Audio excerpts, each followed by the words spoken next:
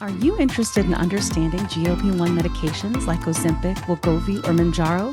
Then join us on the Plus Sides Cracking the Obesity Code, the groundbreaking podcast helping people change their lives one episode at a time. The Plus Sides podcast is a disruptor. We're breaking down barriers, smashing stereotypes, and sharing inspiring stories that'll leave you feeling informed and empowered. Join us every week to learn from doctors who are specialists around GLP-1 medications like Ozempic, Wegovy, or Mounjaro.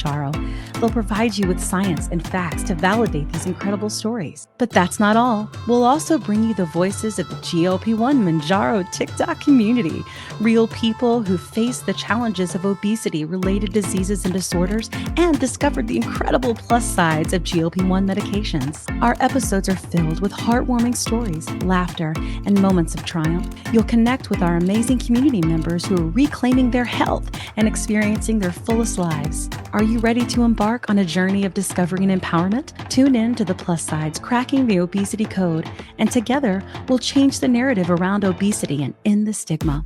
Subscribe now on YouTube or your favorite podcast platform and join our incredible community. Let's celebrate the plus sides of life together, because every story deserves to be heard. Every life deserves to shine, and everyone deserves access to expert knowledge and medication. The Plus Sides Podcast. You're not alone. Navigating coping skills in your life where you use food, alcohol, or other drugs, shopping, gambling, sex, or if you are obese and you're wondering what medical solutions are available to you, or if you have children that are overweight and you're wondering what to do about it. I highly recommend that you listen to my new podcast, The Easy Way Out with Dr. Joy Bracey. I've lost 165 pounds over the last 16 months, and it's been an emotional journey more than anything. Easy Way Out started as a podcast about whether or not I should have weight loss surgery to handle my chronic obesity, but it ended up in places I did not expect. My personal favorite episode is Shut Up Fatty, and it's with my daughter and my son, who are now adults, and we covered what it was like for them to grow up in a fat family and how I handled the fact that they were overweight and what I could have done better as their mom. You'll be tearing up one second and cracking up the next. You can find The Easy Way Out with Dr. Joy Bracey anywhere you listen to podcasts. Welcome to the Plus Sides Podcast. Howdy. Hello, ladies. Hi. How are you this Hello. evening? Happy New Year. Oh my gosh. We are into season 3 at this point. We are in it. 3 seasons. It's freaking bananas. It's crazy. It's great. I Yeah. know. Did you guys We're ever coming think off- that less than a year ago that this would even be like what it is? It blows my mind. No doubt. Like, yeah. Less than a year. We started in April and we're ginormous. Like in Was it comparison to April? where, people, Yeah. nobody gets this many people this fast. It's because people are so desperate for knowledge, which of course we're going to have here today, and not from us because we're just along for the ride, Yeah. Yeah, it's crazy. I know. I'm so excited. Anyway, it's been a day for me. How about y'all? How have yesterday been? Good. It's been a recovery day because I'm still on a GLP-1 meetup high. Oh, right. Yes. Is that what that was? Is that a high? I got to tell you, it was really good. I mean, aside from, events Right. that shall remain nameless. Aside from that, we grew as a team. We worked together. We got some content. We grew. We got to meet a Braxton. Like I We got to meet interview a so bunch many of doctors on a panel. Yeah. And I have a fear of public speaking, but I was just going for it. I think I was too shell shocked to get nervous. Yeah. We met Yeah, so many spoiler members. alert. It was great. I had It no was- idea that I was going to be interviewing everybody. I just thought I was Right. on the panel. Opportunity to meet people in real life that you interface with Yeah. daily. And it's like, okay, Yeah. is this really you? I felt like I just wanted to touch people just to make sure that it was really them. Yeah. The first time I did it when we did Nashville, it was really overwhelming and overstimulating I to meet bet. all of those people for that same thing. And it was just like a rush. You walk in a room and all these people you see just right or like right in your face, And honestly, they Yeah. were all just as beautiful in person, if not more so. Like as humans, and like honestly, it was really good. And then Mhm. this time I didn't feel that way at all. I think I just kind of had prepared myself that it might be like that. It wasn't that way, but I don't know if it's because I had my professional capacity You were working. hat on. Like, you Yeah, had because I was the- working. But I was working before too. I I know, but recorded community stories and stuff while I was there, but this time it was like a full on, we were co-hosting, right? So, right. Yeah. but I think it was good. I think it was good. I really do. I Yeah. do think our team really found a good stride then too, which is important. You know, Yes. And we Yeah. thank you got very we got much for lots of work Dr. to do. Angelina for putting it on. Yes. We love Dr. Angelina. It was Yes. such a great event, and I still have to get all the photos, all of the Oh videos yeah. together because we got so much content, and I mean, and people like in the moment, which I think is Yeah. priceless, you know? Yeah. Yeah, I agree. It was really good. Yeah. Yeah. So, I loved all the lives, and we'll cut those and bring them down. We did our photo shoot for our team, so we've got lots of new pictures that are That was coming so out. fun. It was so fun. It really was, right? She is our official, Ashley Abar is our official We plus love size Ashley Abar. podcast. We We love do her. love her. We do. Yeah. She's our official plus size podcast photographer and maybe Mhm. videographer. I don't know what her skill set is, but she's pretty awesome. I mean, she was Yeah. crawling all up on that floor, getting the perfect angles. I Yeah. like me a perfect angle. I like it. She's so tiny too. She's just like, I know, but she wasn't before. She yeah, just straps it all in, roll it on the ground, and it was awesome. It was I know it was great. awesome. It was yeah, such a good it experience. was. Yeah. I So hope much. everybody, if they're looking for headshots or anything, or to do like one of those boudoirs or anything like that, it was like I would do it in a heartbeat. Mm. Yeah, you're gonna do it, aren't you? Yeah, I think so. I think so too. We can't do Megan it said it was Tuesday great. publicly because I think I'm going to do it as a late 50th birthday present for my hubs. That would be cool. That would be cool. Oh, that'll be Is Well, that anyway, nice. is if that you being don't know gross? us, I'm then sorry, guys. That was probably TMI. not really. Listen, you got it. Get it. Yeah, we're like, okay, moving on. Sorry, I know guys. why. We But got if you don't know me, my name's Kim. I just quick. I should have done a quick drive by. We were grown out of a community, I guess you'd call that, and TikTok, and we all take this medication for different medical reasons, and a lot of us struggle with the disease of obesity and insulin resistance. You know, type 2 diabetes, all just like kind of a spectrum of issues. And we all were able to bond there and grow together and change mentally and physically. And so we just thought, what if we talk about it a lot more? You know, what if we get into it a little bit more and we could learn all the things we wish we had known in the beginning because there was no resource. We wanted to create one. So Yeah. that's what we do here. But that's what we do. So anyway, I'm Kim and this is JT and this Hey, is Kat. And if you guys want to give a Okay. quick who you are, like, that's cool. Do it. Tell me, JT. Oh, by oh, the way, plus 10. If all of our 12,000 listening audience, we're we are shaking our holding up our water bottles. custom Stanleys right Variety now. of water bottles you can find on our link trees. I have the Yes, plus Yes. many, size many one. water bottles.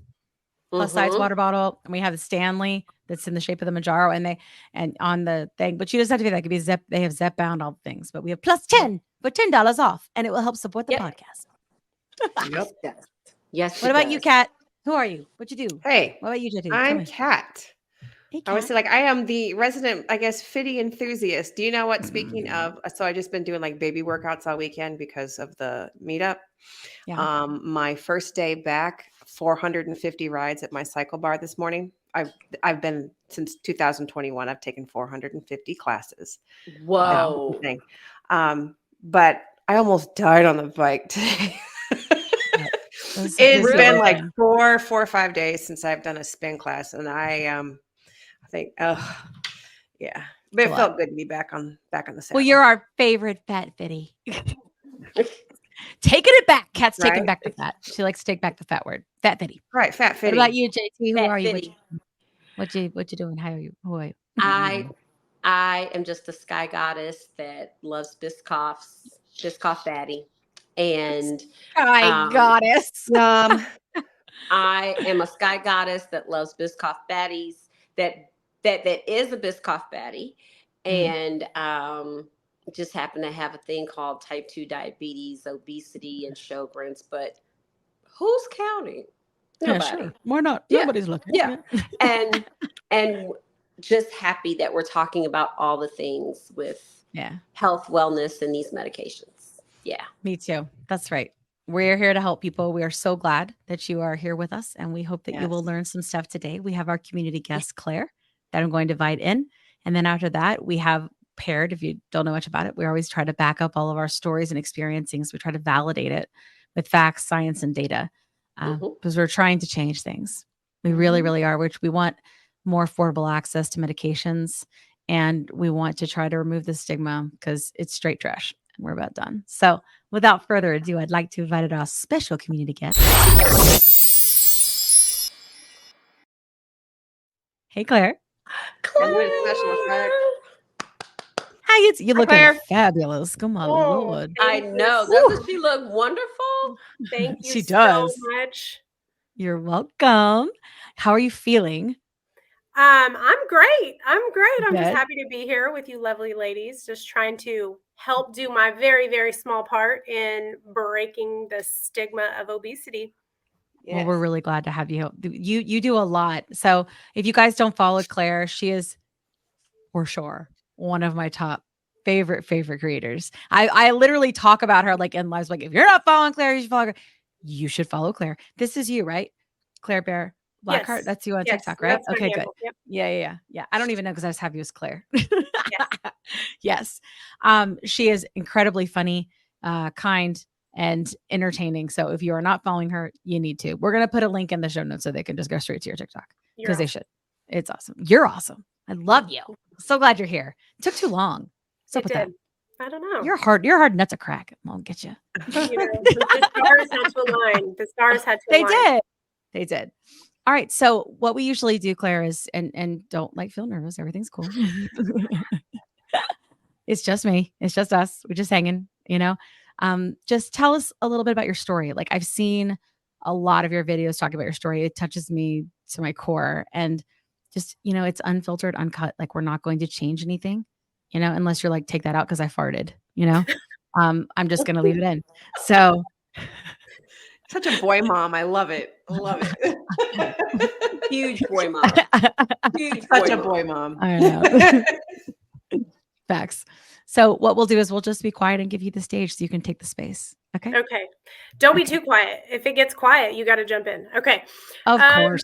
So, I mean, I really feel like my story, before I came on, I said, I don't feel like I have anything to say. Like, I feel like I'm just an average person, but, I think a lot of us feel like that. Kim said we do.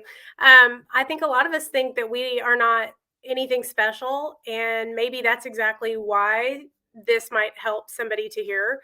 But, I grew up just kind of an average size, I think. I mean, I always thought I was fat, but like I think that comes with like girl territory, especially if you grew up in the 90s, y'all, where the images that were put in front of us were Kate Moss. So, I mean, we felt like we were huge.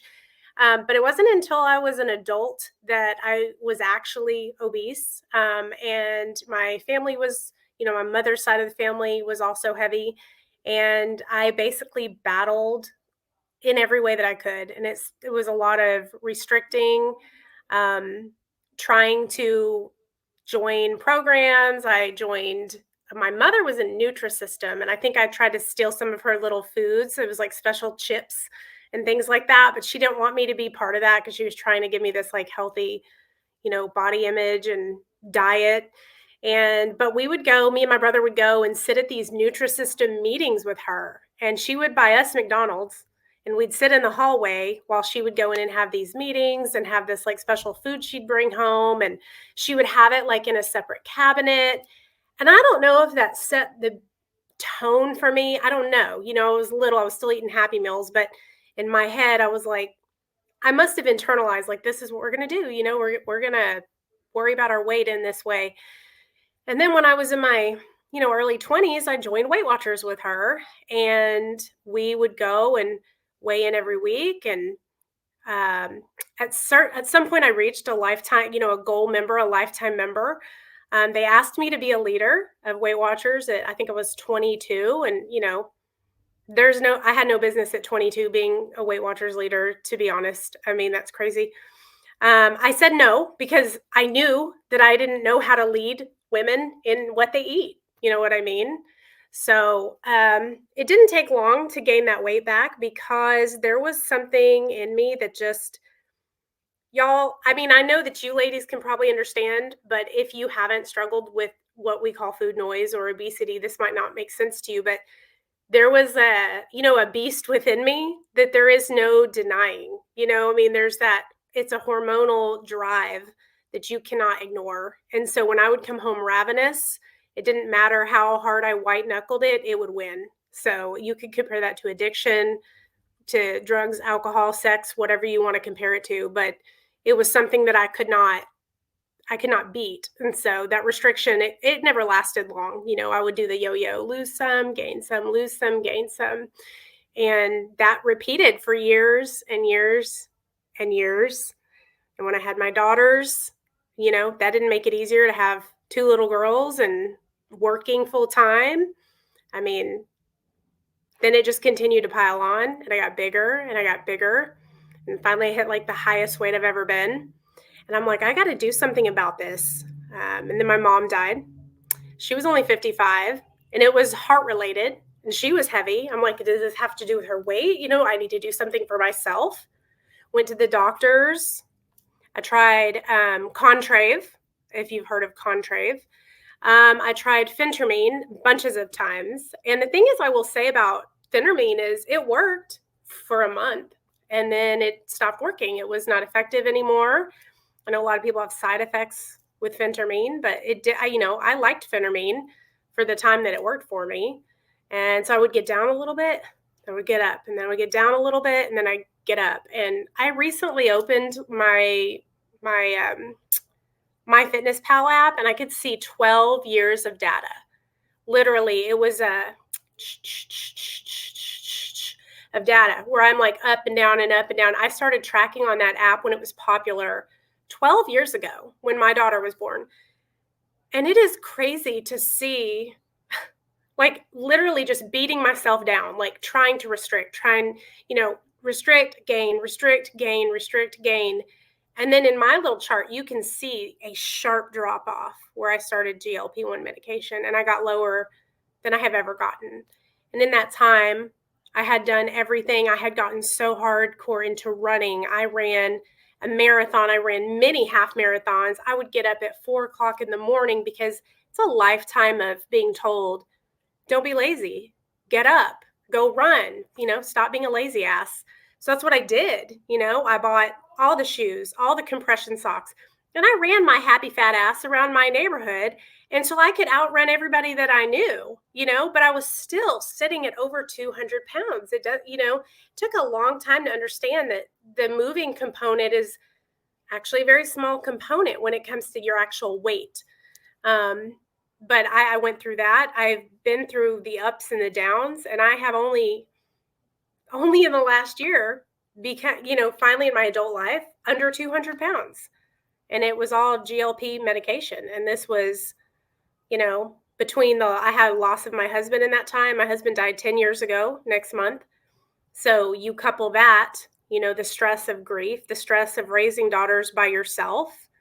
And then on top of that, people telling you just eat less and move more. Come on, don't be lazy, So that's kind of the nutshell of my story. When I found GLPs, everything changed. Everything changed. I was able to manage that beast that was constantly over me. Yeah. And about now, and you don't have to share if you don't want to, obviously, Yeah. but like, do you, in terms of your like weight loss, I remember you saying I want to say you were at 100 pounds recently or something like that down, Yes. weren't you? Yes. Yeah. That's amazing. Yes.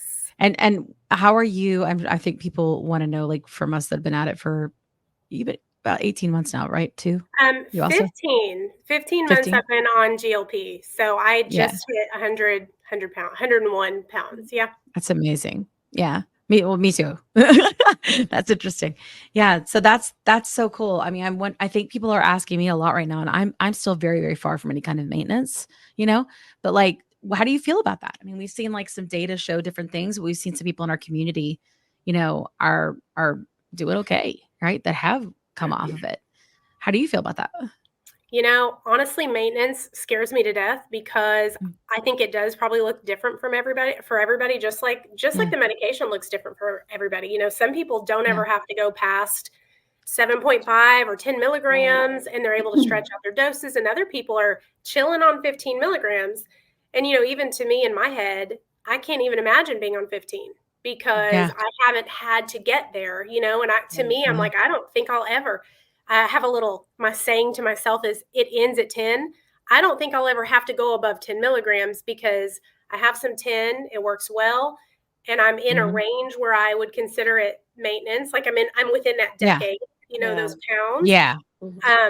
I don't want to go. I'm in the 150s. I don't want to go in the 140s. So to me, I'm like, if I can stay in the 150s, I'm happy. It's good on my frame. So I'm scared of maintenance just because I've never had to do it. Like I've never been here. What is this? What is maintenance? I've never been there. But I think it's just going to be a matter of playing with a dose. It's going to be like, should I spread out the days more? Should I lower the dose down to, should I go to 5? Should I go to 2.5 at some point? I think but I'm not, I haven't got to do that yet. Yeah. I think that it's interesting, like hearing from different people saying, well, hey, I'll space out my shots. And then like, for me, I have no idea what that's going to look like, but for me, my inflammation is so bad. I can't even imagine going more than 7 days, but then we have some people that come on and they'll be like, oh, I'm doing 5 every like 14 days. And I'm like, what? It's crazy. It's just so different for everybody, and like JT has type 2. So hers is even a little bit more complicated, I think it's kind of weird being the guinea pigs, I think. I think so, but even that's one thing that TikTok has been so great. Like our community is hearing other people's, and I'll reference Michelle just because she's talked about it and we all know who Michelle is. But she has said in many of her recent videos, like that she's on 15 and she does not even feel this massive suppression, Yeah. And I'm like, man, I can't even imagine because I don't think I'm ever going to be at 15. I just don't think that my body it just responds different. Yeah, totally. And speaking of that inflammation, Kim, this is so crazy. One of the weirdest side effects it's a good side effect that I had. So I've had this nose ring and I've had it for years. Okay. I've had this nose ring forever, but it never felt like completely healed, I guess. It was fine. It would just be fine there, but it was just, I didn't realize that it was not all the way healed until like right after I started taking Mounjaro. All of a sudden I could change my nose ring. It was like not an issue. And I figured out it was the inflammation. It was not healing. And so it was swollen in there. And as soon as I started Mounjaro, even though I'd had this piercing for years, as soon as I started Mounjaro, my nose suddenly, all of a sudden that ring is like, it's even like slides around in there. It's perfectly healed. My feet are a full size smaller in my shoe. And I haven't had a migraine headache in like a year. Like, what is that? It's crazy. Yeah. I think so like some things that we've learned from some doctors on the show is one of them said it to us. He said, I'm sure you've had doctors say this all the time. He goes, obesity is a chronic inflammatory disease. And we all went, we've been talking to doctors for a long time. And we were like, oh my God. And then he was like, it affects Dr. Rona. He goes, it affects every organ in your body. It's why like you're at risk for like 13 different kinds of cancers. The inflammation in your body is bad, right? And that all has to do with it. So if you treat the disease, you treat the inflammation, right? And it's like we've been learning a lot about that with them. And it's like, but when we heard him say that, and all of us feeling like, and even Rachel talk about it, right? It's just like the reduction of inflammation like in her body, but even she could space out her shots. Blows my mind. But I cannot go that long. I feel like 6 days. Yeah. I'm curious about like with your suppression and stuff. Like, we mentioned Michelle's been on the show. And she'd always talks about like, hey, like I have a wall. I stop eating, but like, do I eat 2 pieces of pizza if I want it? Yeah. And she's always, said that she's never felt this like intense suppression, but I gotta tell you, that blows my mind too. I'm the same way. I have like crazy suppression and I have to make myself eat. I have to, and that's 12.5, So it's like, it's so crazy how it's different for everyone, Truly everybody. Yeah. And like, Kat is on 15 and that's a bit, what she calls it Big Daddy. That's Big Daddy. Big Daddy's 15. Big Manhandles her. But even then, that's almost been, I think, a really good dose for you though, Kat, right? Like you started to lose a good bit then with Big Daddy. Yeah, I started to lose again. Yeah. Yeah. It's interesting. I don't know. It's like, I really think that it would be cool if maybe we had someone we all really like a lot that was a clinician that knew about these medications that could join us right now and answer some of these questions. That'd Don't be you? amazing. I think we should have that. Hey, it's Bourbon RX. What's up, Bourbon? How we doing? Let's talk about it. Let's talk about it. It's been a while. It has been a while. It's been a while since you said let's talk about it. I feel like that's not been happening in your shtick anymore. I don't know. It just comes out naturally. If it comes out, it does. If it doesn't, it doesn't. You don't really need the shtick anymore, man. You're just you. Do you say that when you're speaking with your patients? Like, let's talk about it. I actually do. I actually do. Oh Well, my God. I think I want to join IVM just for that. Some patients request it. They're like, "Can you say it?" I'm like, "Sure, I'll say that's it." adorable. Oh, wow. Yeah, I'm like, "Okay, Isn't I'll that say it." sweet? It is kind. It is kind. It is sweet. Yeah. I love it. It's kind. That's very nice. So, as you've heard Claire's great story, we have some Yes. questions for you, but there are some people who may not know you because we're on the YouTubes, you know? We are. Yes, And you were on episode 2 with us, which is Mayfalls. It was such a good episode. was good. Literally the first clinician to ever discuss compound. And that was a big deal. Yes. Because listen, I had to put out like a friggin' petition to get all these doctors and guilt them like a mama to be like, you better get on here and talk about this. Because if you don't talk about it, people are going to do it. They're going to go and make stupid or misinformed, likely stupid mistakes. So you got to like say what equals okay and what equals not, you know? Right. Like, Totally. so I'm just really thankful for that because that, you know, that was like a catalyst for me to be like, well, Bourbon said so. And they were like, well, okay. Yeah. He says that. It was the same things they said. Yeah, exactly. It's just got to come. But having the from somebody compound else. pharmacist on that episode was good. No, that was fire. Yeah, that was fire. That was Yeah. brilliant. Yeah. So anyway, good episode, good talk. Yes. But we want to kind of go into it, but again, like people that don't know you, Bourbon RX, Chace, tell us who you are and how you help people. Yeah, so I go by Bourbon RX on TikTok. My name is actually Chace, as you can see. I'm a board certified nurse practitioner. Most of my experience was primary care based. The last time we talked, I was in the primary care world, and it treated everything there, but kind of tried to focus on obesity management because we don't have obesity specialists in Owensboro, Kentucky. But now I actually do telemedicine with IVM Health, focusing solely on obesity management at this point. So, Nice. you know, just making it more accessible to the masses. So it's been a great ride. Yeah, that's awesome. We love IVM. Clearly. Yeah, we do. They're all over our commercials. Hearts. We love IVM. Yes. And all the people there. They're like awesome. So that's a cool place for you to land. I love it. Oh yeah, we got a squad. We had a cool team, and I love it. I mean, it's just a cool atmosphere. So it's great. Yeah, I agree. Yeah. In terms of like what you're doing there and it being like different than what you were, like is everything virtual?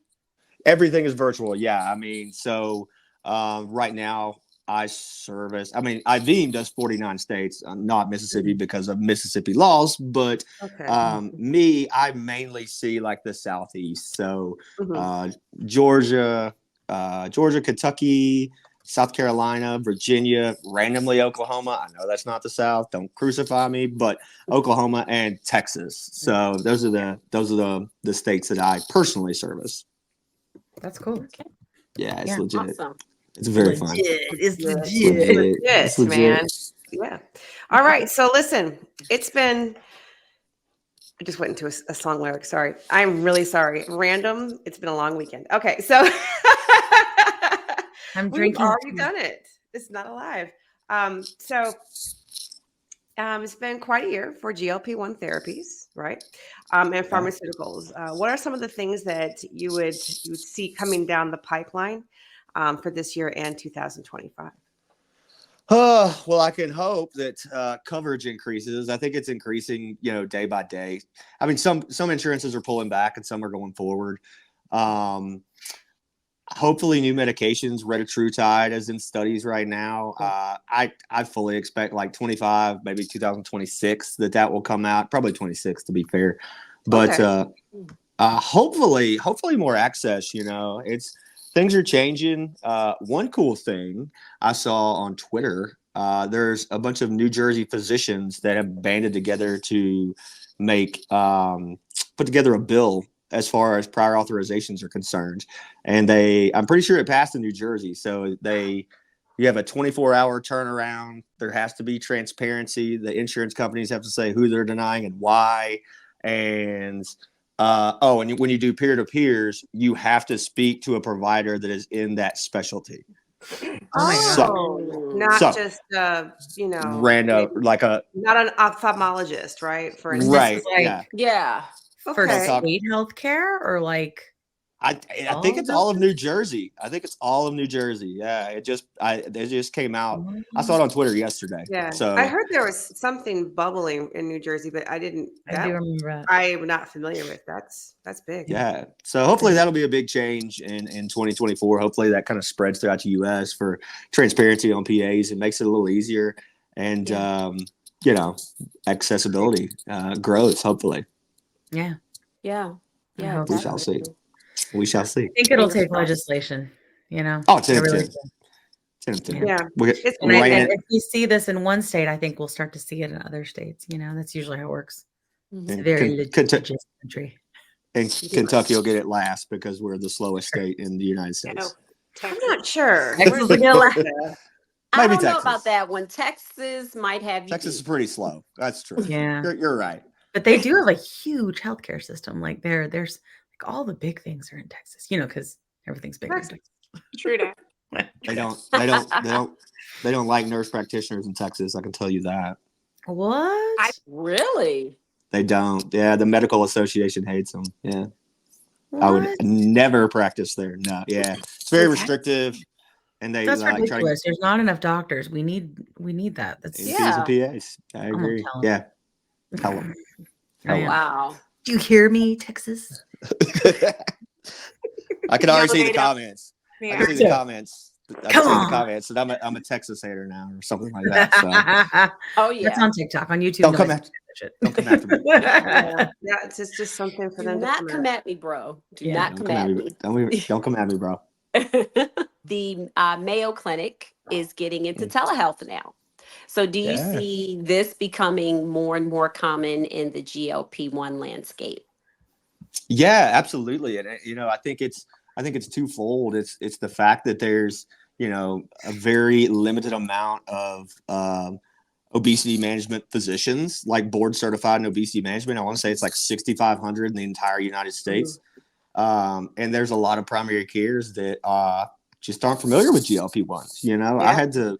I had to do extra like CEs or continuing education on my own to really know what the heck I was talking about. So, I mean, to answer the question, I think due to accessibility, I think they're here to stay. They're here to stay, and we realized how easy it was for patients and beneficial during COVID because we did a lot of telemed. Insurances were paying for it, and so a lot of us got used to being on camera. And if you need your blood pressure medicine changed, you don't have to go to the doctor and risk getting the flu. You just pop on to telemed, and I think it's going to boom. I think everybody's going to have telemed at some point. I think it's good. I mean, like I would say in terms of obesity, especially our friends that are, I would say, 400, 500, 600, 700 pounds, because we have them right in our community. Yeah. Like, what about their mobility, and what about where they're mentally in terms of giving up? Right. It would be more simple, and I think less of like a barrier to entry to be able to have access to telehealth for them. We had one that's going to be on our show, and that's exactly what would have helped him a lot, because his mobility was so limited. So I think it's good. I really do. I think it's important, and the even just access to care, even if it's like, of course, you want access to medicine, but I got to tell you, I think it's really powerful to have somebody like go, did you know that obesity is a disease? Like if I could ask any clinician anywhere, if you want to have a conversation with someone about their weight, first ask them if you can. Ask them if you can Yeah. discuss it, get consent, 100%. right? Yeah. And then after that, say, did you know obesity is a disease and it's not your fault and it's metabolic and there's things you can do now to treat it? I swear people will melt. Like if Yeah. someone had said that to me long ago, I'd probably have a slew of kids right now because I would have gotten treated and had been able to have more children, you know? Yeah. And I think that if we could have more clinicians do that, and unfortunately, I feel like many, from what we've seen, it seems like in person, that's more the exception to the rule, And Right. so at least if you're going to like a practice that's used to treating people with obesity, you're going to get people to get it. Right. 10 of 10. And, because, I mean, you have basically people that specialize in it, and we're the newest treatments and we're non-judgmental. And, the conversations I get to have and with my current practice, I mean, they're phenomenal. And you can see it on people's faces when they're heard and validated. Yeah. Like it's crazy. And I get to do it, roughly 32 times a day.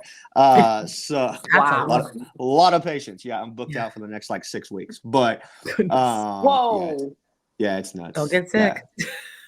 Yeah, no kidding. Flu's going around here, so no kidding. But I like put my availability in, and it's like bang, it's booked within like 3 hours. It is nuts. So, but wow. But yeah, it's the accessibility and people that actually care and will listen. And to your point about speaking on obesity, in my primary care practice, I never brought it up ever. I just didn't because people would ask me, they'd be like, "You're not going to get on to me about my weight?" I said, "No, why not?" I said, "Well, it's in your brain that you want to change it. So like, why do I need to preach to you? I don't need to do that." So yeah, I never brought it up. At not one time did I ever be like, it's because of your weight that your knees hurt. Like not one single time did I ever bring it up. So. Yeah, that's good. I've always had the opposite experience. Most people do, and it's mostly not to be ageist, mostly the older docs. But it is. Yeah, it's mostly the older docs. Yeah, I think I mentioned that actually when we interviewed you, Chace. I said I have a millennial doctor, and she was the first one to ask me, "Is it okay if we talk about your weight?" I said, "Yeah, you're right, not to be ageist, but I mean, I'm not trying to be, but it's just an old school mindset. I mean, that's what they were taught in medical school. It's nothing against them. It's just that's what they were taught. And, true indeed. Yeah. So I don't blame them. It's just the way they were learned. They were taught. See, and like here's the thing, I do, because I feel like at this point the science is so clear, the evidence is so clear that if they continue to be ignorant, it's willful ignorance, and I do not excuse willful ignorance. So, I don't disagree. If you're ignorant in general, like you don't know, to me that just means not informed, right? Right. But there's no way that you should not, when obesity is 40% of America, 70% if you're counting overweight, right? And all these people with insulin resistance, we know what a problem is. We know that it's genetic, and we also know the food plays a role. Figure it the F out. Like figure it out now, because I'm only doing that because I really held that F word back because it's ridiculous. All of the information is available, and I get like they're not going to go and like do a deep dive to find out like all of the latest heart conditions and therapies, but obesity, come on, bro, like like it's so I care now. Like if you don't know, I'm okay with it. But if you don't know and you're not willing to learn, then I'm gonna call your ass out. Yeah, no, you're not wrong. You're not wrong. I mean, what'd you say? Yeah, it's a new kid. You got those doctor surveys, post visit surveys now too. So you need to learn about it. Here's a link to a trial. Be better. Be better. Be better. That's it. It's the angry typing. That's angry typing. You know what? Speaking of like finding doctors that are kind to you, I have a question about like if we have one of our listeners is listening to us for the first time, or they're just considering speaking with their doctor about GLP-1 therapy. What sort of tools do you suggest they equip themselves with? And do you recommend any resources besides, like, say, Eli Lilly or Novo Nordisk's websites? Yeah, no, that's a fantastic question. You know, I mean, I don't want people to Google things, but I do. I mean, there is some good stuff out there. You know, like Mayo Clinic, we brought them up earlier. They actually have really good articles on every disease process in like the world. Yep. But, you know, GLP-1s and, knowledge is power. And so if you do go in with like at least a small understanding of your options, you know, whether it be GLP-1s or Contrave or Qsymia, I don't really like those that much. But if you arm yourself, knowledge is power, and health literacy is massive. So I would say start there. I mean, like I said, use reputable sources like Mayo, Johns Hopkins, stuff like that. Not like random. Plus size podcast. Find good reputable information from healthcare providers, because I mean that's our job. Technically, you shouldn't have to seek out stuff, but if we're doing our damn job right, you shouldn't. But not everyone does. So, I do think it's important to arm yourself with knowledge because, like I said, knowledge is power. I have no better way to say that. But, and the websites are not bad. I mean, the websites, Eli Lilly, Novo, I mean, they do have great explanations. Some of their stuff is like, probably a little biased. So, which understandably, capitalism, what up, but it's a good place to start. This episode. Capitalism, what up? Yeah, like I feel like that's a good title. I like it. Thumbnail right there. But yeah, I mean, it's a good place to start because you'll get the rough rundown, and especially I think it was Lilly. They have non-branded really good stuff on obesity and PCOS and cancer risks and all these things. And it's non-branded, so it's just data. Okay, good. Just data. So, but yeah, Lilly does a good job of doing like non-biased stuff. Yeah. Yeah. Awesome. Great. Angry dog. Your turn. The doggies. Well, angry dogs. Well, let's just say worst case scenario, you're not getting heard by your physician. And we hear that a lot in the community. Would a telehealth provider be a good point to start? And what are some of the benefits of a telehealth provider? Yeah, unfortunately, like you said, I mean, it's pretty common for physicians, NPs, PAs to, not listen sometimes, unfortunately. But telehealth is great, like we talked about, especially a telehealth that specializes in obesity management, because I mean that's what we specialize in. So we're gonna listen. We know the struggles, we know the meds, and you're there for a reason. Just like going to a rheumatologist for your lupus or something like that. Right. Yep. We do it all the time. But what are the benefits? I mean, accessibility. It's a click of a button. You can do it on your lunch break. You can do it in your car, and right at your fingertips. You have, obesity management specialists that are accessible. So, yeah, awesome. I can totally attest to the accessibility. I've had a telehealth appointment at 8:45 at night, like literally, and it's great because they know your history, and it's not like you have to wait months and months for an appointment. So, with that, what sort of blood work is needed when starting a GLP-1? Also, what sort of blood work is required to test for insulin resistance? Yeah, so technically GLP-1s themselves don't have monitoring blood work per se, but like I always, if possible, I always like to get cholesterol levels, TSH, thyroid stimulating hormone labs, sometimes some inflammatory panels. Mainly the thyroid would be looking to see if there's something that we're missing. Underactive thyroid can slow the metabolism and cause weight gain or hair loss and all kinds of stuff. But outside of looking at, primary conditions, really there's no lab monitoring required. I like to see it for success. I mean, your cholesterol's down, your inflammatory panels are down, all those things. Like I'm on a GLP-1 right now, and I'm on semaglutide, and I'm going to do my labs every 6 months. My cholesterol's sky high. I mean, before I started this, I have a genetic condition that makes my cholesterol high. And so, yeah, I'm really just looking at it for success. If you do have any pre-existing conditions, we'll say like chronic kidney disease, that definitely needs to be monitored. Because these meds can cause a little dehydration, usually from the GI side effects. It's not the med itself. Studies actually show that it's protective of the kidneys. But if having an already lower kidney function, that should definitely be monitored. But other than that, nothing really. As far as insulin resistance, so that's a tricky one. Some people do fasting insulins. Some people do non-fasting insulins. I admittedly used to do fasting insulins and then figured out that was completely wrong, because that's not how you're living. You want to see your insulin in your normal state when you've had lunch or dinner or whatever. So I just started doing random insulins and would have people eat and see what it shows. Is it high? Is it low? And usually high would be, insulin resistance, because it's in the bloodstream. It's not being utilized by your cells. So insulin levels. Long story short, insulin levels. Yeah.